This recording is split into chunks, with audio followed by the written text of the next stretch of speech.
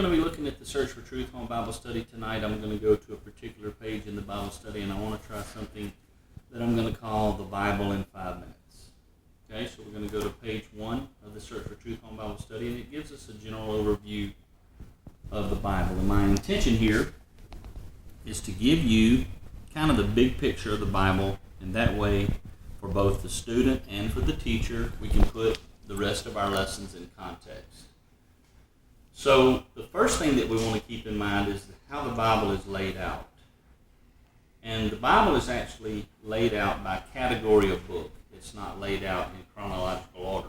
Now, certain parts of it are in chronological order, but it's not in strict chronological order. So we see the 4 categories of the Old Testament here. We're going to go through the Old Testament, then we'll go to the New Testament. But in the Old Testament here, the first category we have is the book of the law, which is Genesis through Deuteronomy. Then we have the history, the poetry, and the prophecy. So let's start in the first part here, Genesis. So the first chapter of the Bible is in the beginning. God created the heaven and the earth. That's the very beginning of everything. Okay, we go into the Garden of Eden in the book of Genesis. Then Adam and Eve eat of the fruit, and they're kicked out of the garden, and so then we go into their children, Cain and Abel, and they begin to have descendants. It's not very long after this period of time that the world actually turns very wicked, okay? And this is when God decides that he is going to flood the earth. And when he floods the earth, he finds a man named Noah, and this man builds an ark, okay? So the Bible is also laid out in dispensations. So the first dispensation when Adam and Eve were in the garden was the time of innocence. But once they were kicked out of the garden, they enter into the time of conscience. They're led by their conscience up to the time of the flood. So the Lord decides to judge the earth. There is a flood. It rains 40 days and 40 nights, and Noah is on the ark. They come to rest. They come off of the ark. There's a new dispensation called the dispensation of human government. So Noah and his descendants, they settled, they begin to multiply again, and the Lord had spoke to them to distribute throughout the earth, but they didn't do that. They stayed in one place, and they began to build a tower all the way to heaven. This is known as the Tower of Babel. The Lord sees what they're doing. Again, he comes down and he judges man again. He confuses their language. This is where all the different languages come from. So from this point, of course, construction of the of the tower is going to stop because they can't communicate with one another. So they're dispersed throughout the earth. At this point, God is no longer going to deal with mankind on a whole human race scale like that, but he begins to deal with individuals. So he finds a man named Abraham. Now his name at first is Abram. This is when we enter into the dispensation of promise. So Abram lives in Ur of the Chaldees, which is a pagan city. He lives there with his family, but the Lord speaks to him and he says, you have to come out of where you're at and follow me. And this is an overtone. There's all kind of overtones.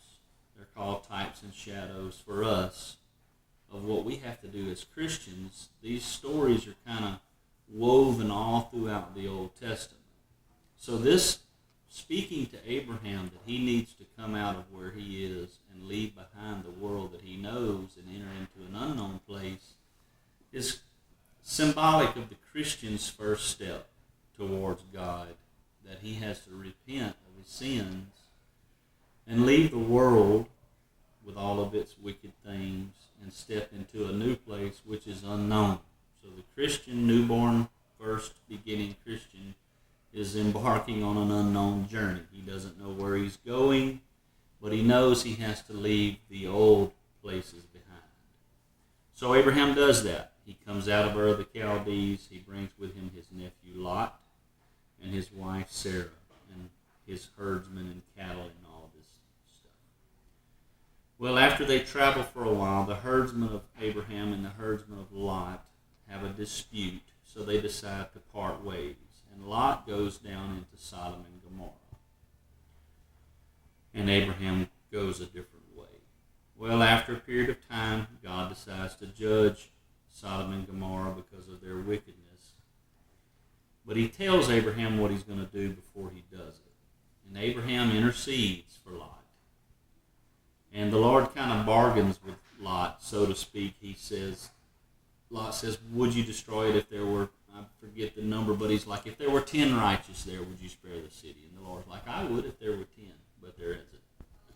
He's like, well, if there was 8. He was like, yeah, but there isn't. And he kept coming down with the number until it was like there wasn't nobody righteous. But the Lord sent some angels to get Lot out. So he rescues Lot out of Sodom and Gomorrah, and then fire and brimstone rains down on Sodom and Gomorrah. And Lot's story doesn't end well. I'll let you read about that. But Abraham continues on his journey, and God had made Abraham a promise that he would have a child, although Sarah was barren. But in the process of time, the Lord fulfilled that promise, changed Abram's name to Abraham, and he did have a son named Isaac. So the bloodline that's going to come from Adam all the way to Jesus, we're now seeing begin to go through the human race. So it comes through Noah, and then it comes through Abraham, and it comes through Isaac. Now these guys are called the patriarchs. So you've got Abraham, he has a child named Isaac. He has 2 sons named Esau and Jacob. But Jacob happens to be the one the bloodline goes through. Then Jacob has 12 sons. Can you shut Alex's door? Jacob has 12 sons. And these are the 12 tribes of Israel. One of these sons, named Joseph, is sold into slavery by his brothers. He goes down into Egypt. There's a famine in the land. His brothers were trying to destroy him, but this is kind of God's way of actually protecting his people. So in the process of time, the whole family goes down into Egypt, and they stay in Egypt. And from the one family of the 12 sons comes the whole nation of Israel. And there's 12 tribes, which will eventually become like the 12 states. Kind of like America has 50 states, they had 12 states, each one descending from one of the sons of Jacob, one of them being Joseph. And you've got Benjamin and Judah and all the other 12. So that takes us to the end of Genesis. All of that takes place just in Genesis, and Genesis ends with them being in Egypt. But things were good. Now we start Exodus where they are now slaves and being abused, and they cry out to God to send them a deliverer, and this is where Moses steps on the scene in the book of Exodus. They're led out through the Red Sea, and they go into the wilderness, and this is where God speaks his law to Moses. This takes us through Exodus, Leviticus, Numbers, and Deuteronomy. The death of Moses is in Deuteronomy. His predecessor is Joshua, and this is when they enter into the Promised Land and begin to conquer the Promised Land. They have to have a lot of battles and wars and stuff like that. They march around the city of Jericho. That's one of their first battles. After a few hundred years, we enter into the time of Judges, and the Judges ruled Israel for a while. And after that, we come into the time of the kings. So Saul was the first king. His story is in 1 Samuel. The second king is King David. His story is in 2 Samuel. And then we have the predecessing kings after those guys of Solomon. And then we have good and evil kings, because there is a revolt and the nation of Israel splits in two. So you got good kings and bad kings that rule over the south, known as Judah, 2 tribes. The north, known as Israel, is 10 tribes. They never had a good king. Every king they had was evil. So kind of like the American Civil War, we split into two. They split into two. We had 10 states in the north, 2 states in the south. These 10 never had a good king. These 2 had good and bad. First Chronicles retells the story through the genealogy, and then it retells the story of the kings. Second Chronicles retells the story of fall into captivity. They are under the rule. They lose their nation. They go into captivity. They're in captivity for about 70 years, but then they come back and they restore their homeland.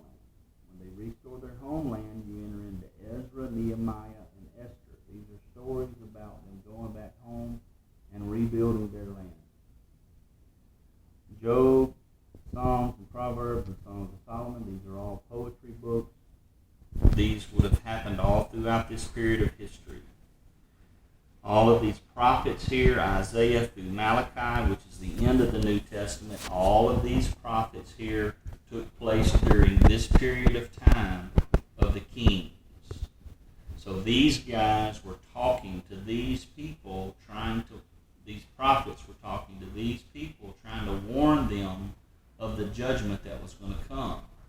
So if we really put the Bible in chronological order, we'd have to take all these books and filter them down in this period of time. Okay? So the first one, like Isaiah, for example, he was a prophet warning the southern tribe of their sins, and if they didn't stop, they were going to fall. So the last book of the Old Testament is Malachi. After Malachi, there's 400 years of silence when God is not speaking at all. After 400 years of silence, God breaks his silence with the appearance of John the Baptist. John the Baptist steps on the scene out of nowhere. He begins to warn the people to prepare themselves and repent and get ready for the Messiah that's going to come. So Jesus steps on the scene. John the Baptist's story is in the beginning of the gospel books. Then Jesus comes on the scene. Matthew, Mark, Luke, and John tell the story of Jesus from 4 different angles. So if you read Matthew, Mark, Luke, and John, you're going to read kind of the same stuff 4 different ways. They all end with the death, burial, and resurrection of Jesus Christ. Then we enter into the book of Acts, which tells the story of the church.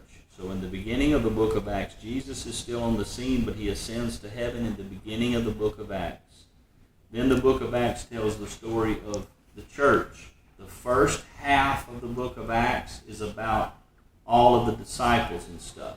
But the second half of the book of Acts is when Paul steps on the scene, and really the second half of the book of Acts is just about all of Paul's journeys. He has 3 major missionary journeys that he takes, plants churches all over the world at that time. Some wonderful things to read about in here. He actually goes to Athens in one chapter, I think it's 27, and debates with the philosophers of that day on Mars Hill about who God really is. He speaks so eloquently and does miracles. They want to sacrifice oxen to him. He stops them. It's just cool stuff, okay? So we come out of that, the book of Acts, and then we go into the epistles, which epistle means letter. So all of these are letters written to the churches. Now the first group of these books, Paul wrote them.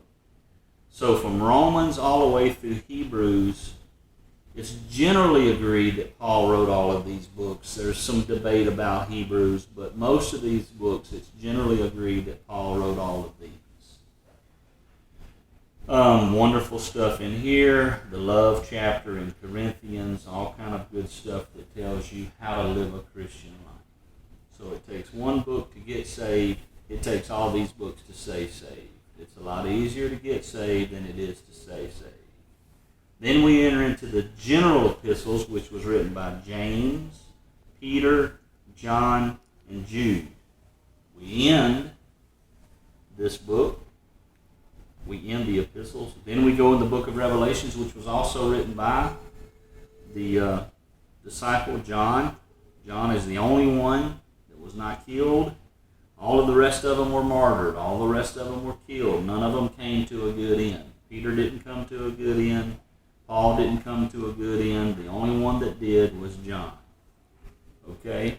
So not real encouraging. So then this tells the story of the end of all things. Okay, it's a word called eschatology. Eschatology means the study of the end of things. And the book of Revelations talks about Jesus' second coming, what's going to happen, the plagues. It's very difficult to understand, but then it ends with the church in First and Second Thessalonians also deal quite a bit with the end time. So in the New Testament, we have 27 books, 8 authors, and it only covers about 100 years of history, whereas the Old Testament covers 4,000 years of history. Okay? And that is the Bible in 5